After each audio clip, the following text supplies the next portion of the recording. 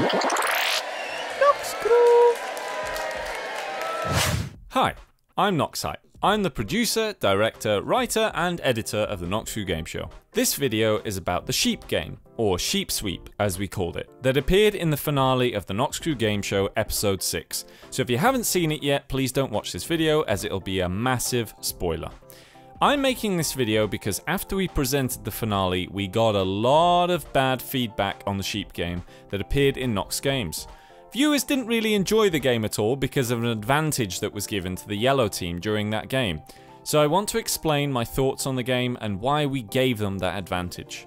Now, let me start by saying that this video is in no way defending that game as a proper Noxcrew Gameshow minigame. I actually hated it.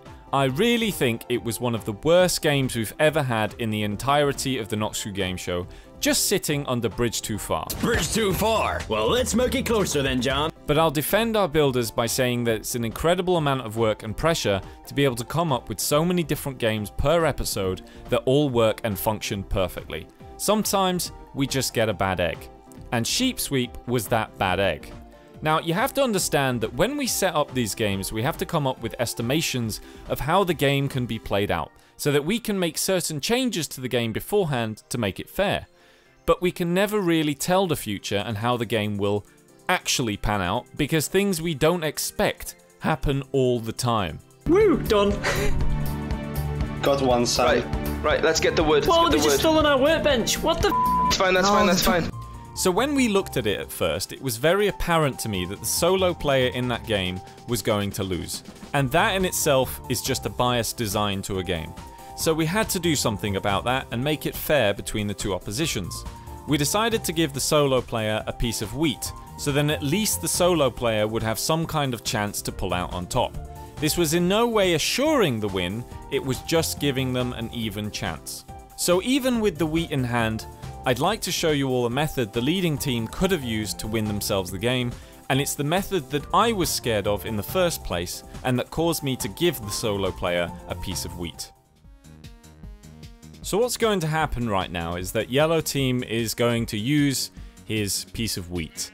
But there's a Minecraft mechanic where if a player stands near the sheep, as you can see now, between the yellow player and the blue team, if a Minecraft player stands between the sheep and the wheat, the sheep just completely stop following the wheat.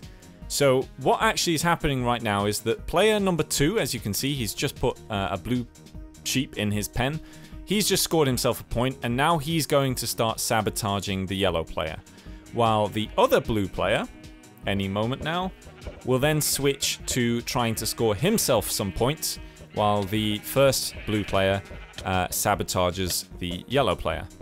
And after the second blue player gets his point, he's then going to start sabotaging the yellow player as well, so there's 2 of them just to make sure that he never gets that point. Now, the reason I hated the game was because it required such a specific and unexplained strategy to win like that, and that in itself wasn't really fair on the players. So it wasn't blue team's fault at all, it was just a horribly designed game. If the players don't enjoy the game, then neither will the viewers, and I'm kind of disappointed that it turned out the way it did and there was so much stress around it. We honestly never expected it, but we were in such a rush on the night to get everything recorded as we were running overtime at around 3 hours and people had life priorities to get back to, so we just overlooked it all and went for it. Anyway, I hope you all understand now that it definitely wasn't a rigged game. Sometimes things can go wrong, and unfortunately, as we only get one chance, we can't really hide it when it comes round to showing it in the actual game show episode itself. But to be honest, I'm glad it didn't end on that sheep game, because after that we had one of the closest games I've ever seen in Noxcrew Gameshow history, and it made great entertainment. Rest assured, we won't be making games like that one ever again. We learn a lot of new things every episode, and to make sure of it, I've done a lot of work on cleaning up the design criteria we'd run through when designing a new minigame. Oh, and before I forget, yes, in the last game, they were allowed to snowball each other on the platforms. You guys up there, be as violent as you want with those snowballs. I really don't give a shit what you do with them. Alright. So, thanks for supporting the Noxcrew, and we only hope to bring you much greater content in future.